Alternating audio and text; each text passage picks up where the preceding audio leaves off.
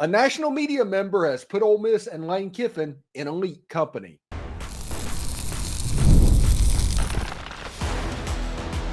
You are Locked On Ole Miss, your daily podcast on the Ole Miss Rebels. Part of the Locked On Podcast Network, your team every day. Welcome to the Locked On Ole Miss podcast, the most watched Ole Miss podcast hosted by me, Steven Willis, a 10-year veteran member of the national media with Yahoo Sports and a former Ole Miss staff member as well. Today we're talking about Josh Pate, who ranked Ole Miss as the number 12 program in the entire nation based on a 4-year rolling blend of talent acquisition, on-field results, and program resources and stability. It makes a ton of sense. Ole Miss is the third winningest SEC program over the last 4 years under Lane Kiffin, but there's only one more goal left for them. They need to win something big. When that happens, the national perception of Lane Kiffin and Ole Miss is going to change forever. Plus, we got a huge game coming up tonight for Ole Miss baseball as the Rebels have re-entered the D1 baseball poll. We'll talk about that a little bit later on today as well. We're free and available on all the podcast apps and on YouTube. Thank you for making Locked On Ole Miss your first listen every day. And a special shout out to the insiders and everydayers who make this show what it is. And for a second listen, check out Chris Gordy at Locked On SEC or Corey Burton at Locked On Vandy for even more coverage of the Ole Miss Rebels even, or the SEC in college football. So check them out as well.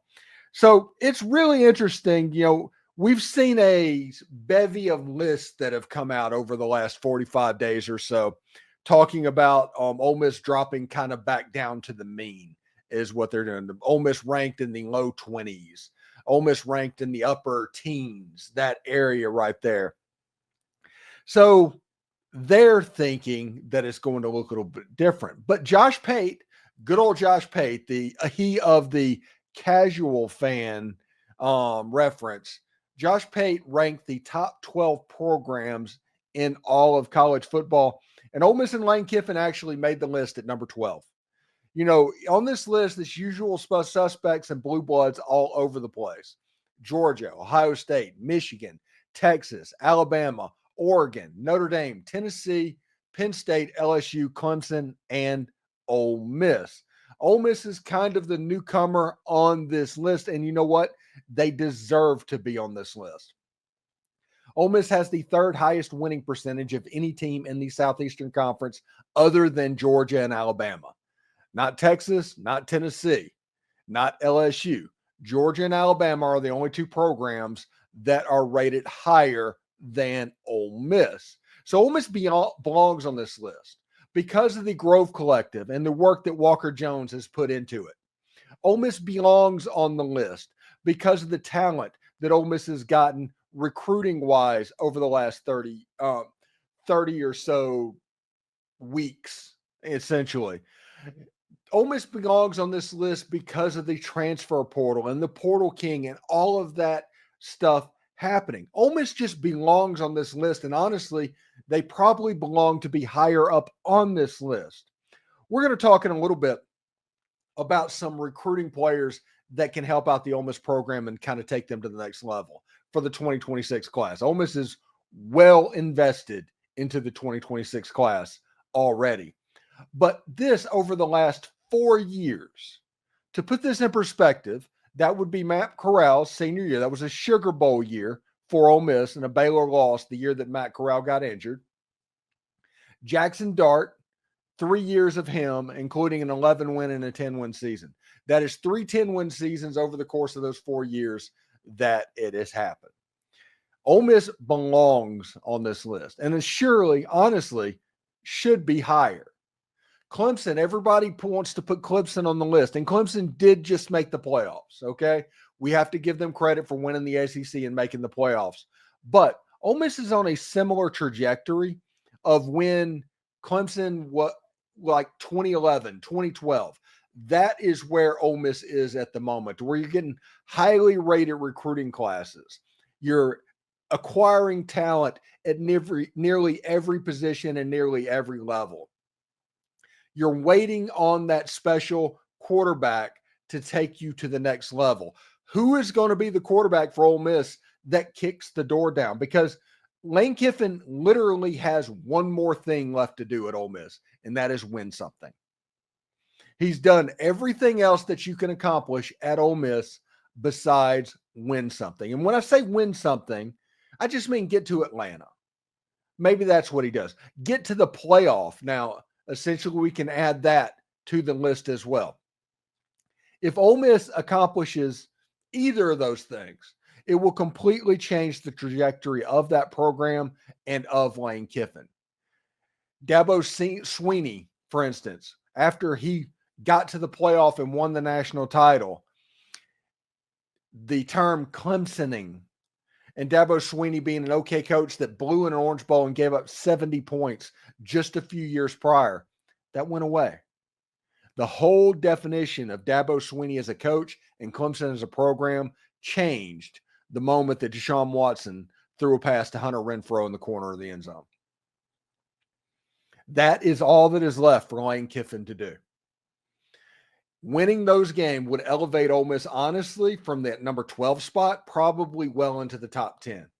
And it might look weird seeing a Mississippi school at that level, but everybody deserves credit for what is happening with Ole Miss football right now. Lane Kiffin, who's simply winning at 11 level that Ole Miss hasn't seen since Johnny Vaught. Every other neighboring school's extremely worried about what is going on because they don't like little Ole Miss rising up. Lane Kiffin has gotten them to that level. The athletic director has been willing to build the program up through all levels. I'm not saying he's a yes man, but he is willing to say yes to whatever it takes to get Ole Miss better. And with a coach like Lane Kiffin, with a coach like Chris Beard, adding with a Mike Bianco, it makes it a lot easier. Lane Kiffin and Bianco and Chris Beard, they're all guys that want to tinker to make the game day experience just a little bit better. That's the reason that Ole Miss football, basketball, and baseball, the game day experience over the last several years has gotten a lot better. And attendances have followed. Ole Miss averaged about 66,000 per game this season during football season. That was a record easily. And Walker Jones and the Grove Collective are doing yeoman's work, working behind the scenes and this ever-changing landscape of college football, and they're a leader in it. Walker Jones has been a guy that has been called in front of Congress multiple times because of what he has been doing. Right now, everybody at Ole Miss is pulling the rope in the same direction, and because of that, Josh Pate is recognizing the fact that Ole Miss is one of the better programs in the entire country. Now, Ole Miss isn't a blue blood yet. They're not. You need pronounced long-term success to get to that level. You need probably 10 more years of this to get to that level. You look at Oregon right now, they're on that list 15 years ago before Chip Kelly. They probably were not. So you need a pronounced run on the football field to get you where you need to be. But Ole Miss has everything going for them right now. When you look at the coach, he's got a coach that is performing at a level that we have not seen in 60 years at Ole Miss. You've got an athletic director that is willing to let coaches who like to tinker do what they need to do to make the game day atmosphere better, and Ole Miss is better for it. You've got the Grove Collective doing absolute yeoman's work to bring players in. Ole Miss is recruiting at a higher level than they have probably since Johnny Vaught, back before, definitely. They kept track of this. Ole Miss averaged pretty much leading up before this Lane Kiffin era, getting about 6 or 7 4-stars per year. They're up around 11 or 12 right now. So the talent in the roster and high school recruiting is getting a lot better. And then when you add the players they're adding in the transfer portal, they've been the top 2 over the last 3 years consistently. This Ole Miss football team has the talent to do what they need to do. They have the coaching that does what they need to do. And they have the athletic director that is willing to give them what they need, and the head of the collective that is willing to do what it takes. That is why Ole Miss is number 12 on this list. That is why Ole Miss has gotten into this list. And that is why Ole Miss belongs on this list. And should Lane Kiffin and Ole Miss win something relatively quick, but win something. If that happens, look out for what Ole Miss football can become. It can become a major player in the college football landscape really pretty quickly. You know, official visit season is almost here, and Ole Miss is eyeing a revolution with 4 recruits poised to elevate Rebel football to new heights should they come. Who are the game changers? Stay tuned. You know, March basketball is here, and there's no better way to get in on the action than with Prize Picks. It's the best place for daily fantasy football or fantasy sports. I wouldn't consider going anywhere else for my daily fantasy fix. With Prize Picks, you pick more or less on at least 2 players' projections, and if you're right, you can win up to 1,000 times your cash. It's fast, it's easy, and it keeps every game exciting. This week, I'm going to build a lineup and try and pick 2 players that I'm going to win this week. I know I'm going to win this week. I love how I can make my picks in less than 60 seconds and stay engaged throughout the game. And when I win, my money hits the account in as little as 15 minutes. I'm always excited also for their Taco Tuesday deals, where discounted player projections add even more value to my lineup. Download the app today and use code LOCKEDONCollege to get $50 off instantly after you play that first $5 lineup.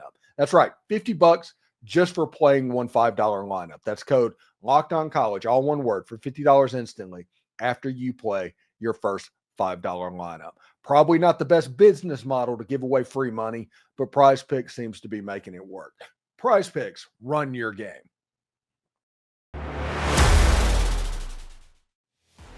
All right, so we are getting ready to get into official visit season, and I'm going to talk about a little bit of this stuff ahead of time, and the timeline has been compressed because of my surgery coming up April 16th and because of everything I have to do in March. And I wanted to have this segment, and eventually I'm probably going to do a show on this because that's how important these players are. Ole Miss has an opportunity to kind of revolutionize their high school football. They are well into the game with 4 players that can completely transform the Ole Miss football program in the future. In a similar way that Trevor Lawrence and Travis Etienne did with Clemson, Ole Miss can kind of do a little bit of the same thing if they land this class. It's big. And I'm not poo-pooing anything on Austin Simmons or Jackson Dart or anyone that came before them. I'm talking about the settling of the high school class that would be a next level class for Ole Miss. Now, Mississippi this season, really good. This is a really good high school football class for Mississippi.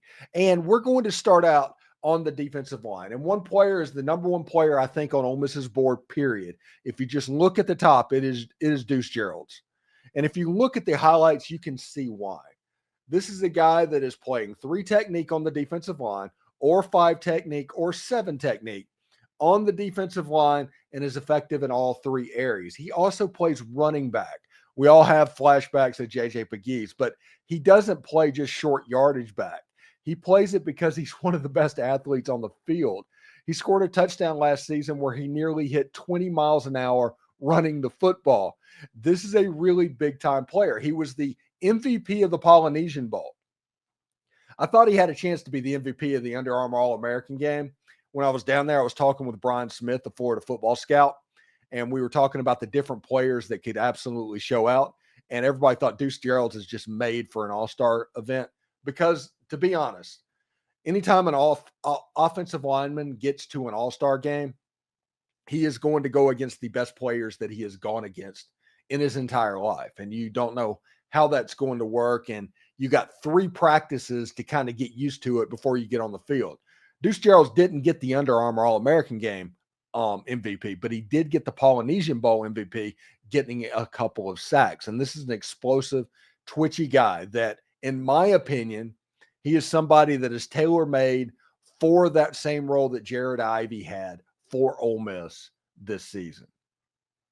He is somebody that is going to wreak havoc on the other side of the ball. Now, the next player that we need to pay attention to is also a defensive lineman. That's JaReylan McCoy. And we've done a couple of shows with the Florida Football Scout about him. He was an LSU commit at the Under Armour All-American game. 6'5", 6'6", twitchy athlete, 250 pounds-ish, but he's the type of guy that you're not exactly sure where he will go in college. And what I mean by that is he going to settle in at that where you can play him at jack to where he's going to be a defensive end? Or is he going to keep growing to where he ends up 6'6", 310 pounds, playing as a 3 technique and dominating? I think he's going to dominate no matter where he ends up playing. He is a really good football player, but you'd want to have interest of where he's going to end up. Now, I think the likely scenario, what I think Ole Miss wants them to do, is you have one player, Deuce Geralds, playing the Jared Ivey type role, and then you have JaReylan McCoy playing the other defensive end, and you almost have a 3-man front, an odd number front for Ole Miss moving forward, and then you put like Jam Brown or William Eccles in at the nose guard, and that defensive line just goes and matches for essentially the next 2 years. I think that's what Ole Miss wants. And this defensive line, and there's other defensive lines. There's Nolan Davis from Picayune, although I am hesitant about a player from Picayune because every time Ole Miss gets their hopes up about a kid from Picayune, he ends up going to Stanford or Oregon or something like that. So I am a little bit nervous about, the Picayune defensive lineman, where he could be. I think his name's Nolan Davis. So we'll see exactly how that goes. But defensive line-wise, you always want to get your defensive line from the state of Mississippi, and there's a lot of good ones this season as well. The next player is Landon Duckworth. It's the third on the list. I just named Landon Duckworth as the third on the list as far as transformative type players. And this is a dual threat quarterback. He probably does need a redshirt year, but he's going to likely get a good redshirt year sitting behind A.J. Maddox and Austin Simmons if he decides to come to Ole Miss. True dual threat guy. Whenever you look at his highlights, he scored off a scramble from 99 yards out. He's made great passes over the field. He obviously can make most every throw. He is somebody that can help whoever he ends up with. And right now, Ole Miss has a good shot at it. He was a South Carolina commitment. He backed off of that commitment, ended up visiting Ole Miss a couple of times. He was pretty excited about that. He has a good relationship with Gus Malzahn and the Florida State Seminoles, so pay attention to that. And I think Georgia is also kicking the tires on this quarterback as well, although they don't generally go the dual threat route for a quarterback.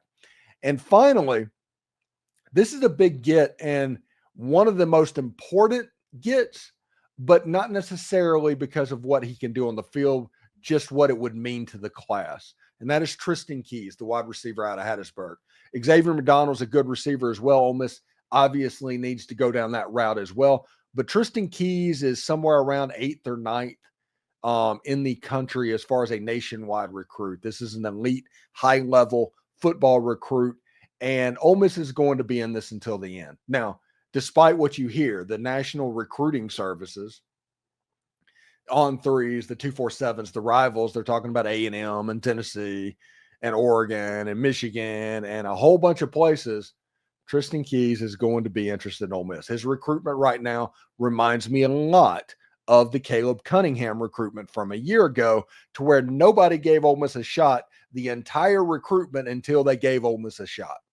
And that is what's going to happen on this deal, because they're just going to assume that a top 10 level recruit isn't going to go to the University of Mississippi. But the number one player in the state of Mississippi has gone to Ole Miss each of the last 3 years. So we'll see. I know I saw Tristen Keys at the Under Armour All-American Bowl practices.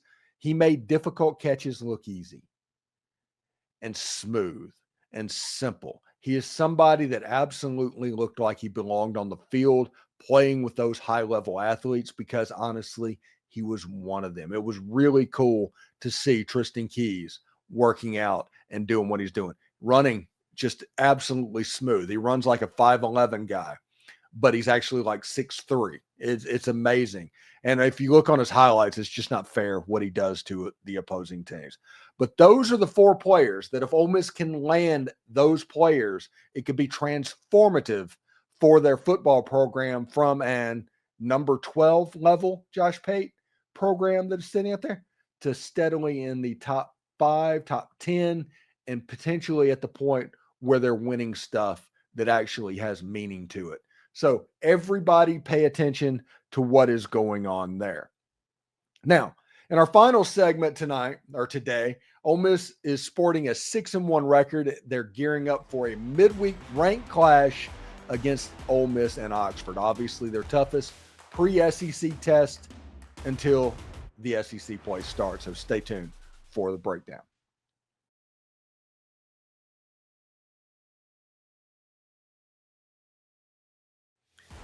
All right, so Ole Miss takes on USM tonight in Oxford, Mississippi. It's a midweek clash, which means you're not going to get Ole Miss's best arms. Probably not going to get Southern Miss's best arms either, as the weekend is going to take priority. But this is an important game.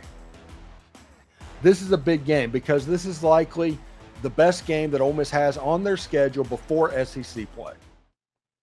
Ole Miss plays Wright State this weekend, and they're getting ready to start against the Arkansas Razorbacks, and we'll see exactly how that goes as well.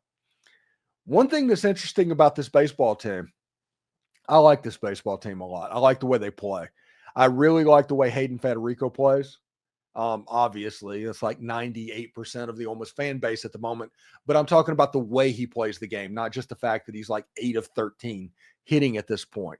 He's somebody that, in my opinion, by the time the Arkansas series starts, he's probably going to be an everyday second baseman or something like that. And everybody's going to say, well, he's a shortstop coming out of high school. He should play shortstop.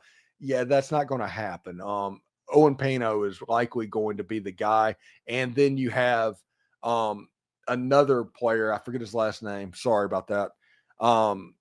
Coming in behind Pano playing shortstop. They're kind of set as a depth chart at the shortstop position. But you have Randall at second base. You have Federico potentially at second base. That would work out. And with Ole Miss having musical chairs at third base, Luke Hill kind of fits in a little bit over there. Udemark ends up in the outfield or in DHing as well. In the outfield right now, they're raking pretty good. So I'm pretty excited about what there can be. And Connor Smithwick is doing a fine job behind the plate. And on the mound, pitching, Ole Miss is difficult out hitting the ball. Now, Southern Miss is a little bit of a different level than Eastern Kentucky. They just are. And it's going to be cold because it's still February games.